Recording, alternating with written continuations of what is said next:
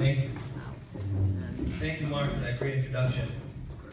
You know, it's actually fitting that Mark Trombley is the one to make this introduction, because Tuesday, it's 25 years since my family moved to North Andover, and Mark was my very first friend.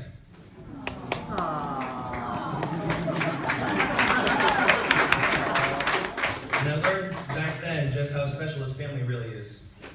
I'm not surprised to see that they've stuck together and that their business is flourishing. It's an incredible business.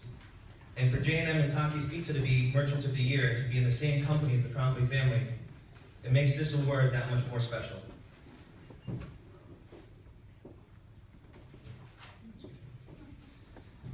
Thank you also to the North Andover Merchants Association for choosing us as Merchant of the Year. In previous year, the award has gone to some great North Andover institutions. We're very honored to be part of the group. My family is here, with the exception of my parents, Matthew and Linda. They left a few days ago to visit Greece for the Easter holidays. They send their regrets. So where to begin about my family business?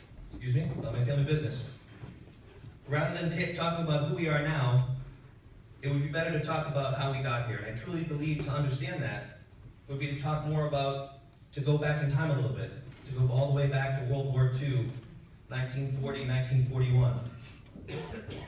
My uncle and father were born 1 year apart, 1940 and 1941, on the island of Chios, Greece. It's not widely reported, but Greece played a critical role in World War II.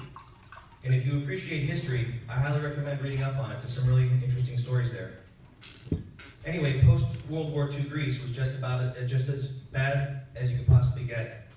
The Germans destroyed most of the country when they were leaving, and soon after, a civil war broke out.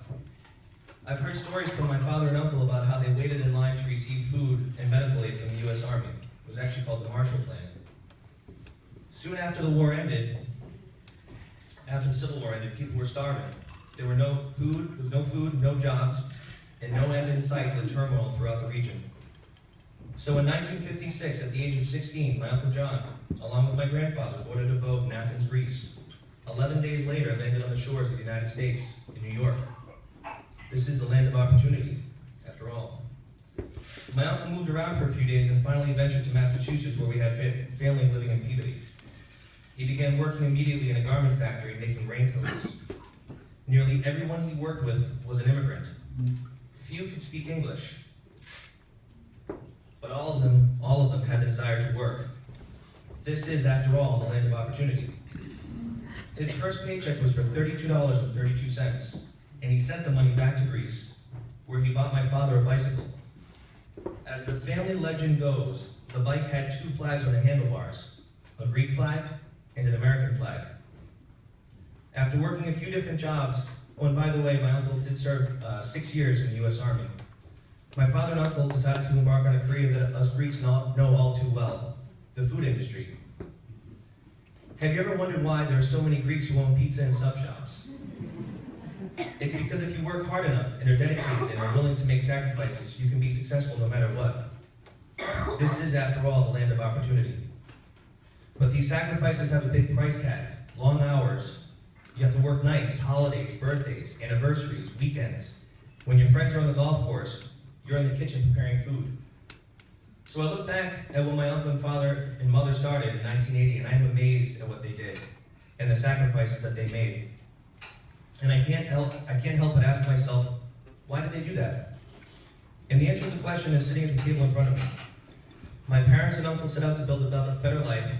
They worked incredibly hard so that my sister Ginny could become a pharmacist, so that my sister Eleni could be a speech pathologist, so that my cousin Tina could be a physician's assistant, and so that my cousin Michael and I could build upon their hard work and build a bit of success of our own. It all started in 1980 on the corner of Waverly and Main Streets. Who here remembers King Subs? I remember when I was 5 or 6 years old, I would sit under the counter when my parents worked the lunchroom up above.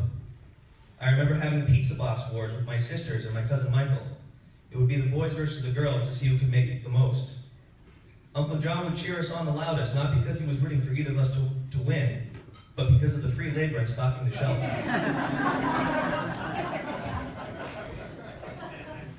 Then in 1992, we moved over to 69 Main Street, one building up, and J&M was born.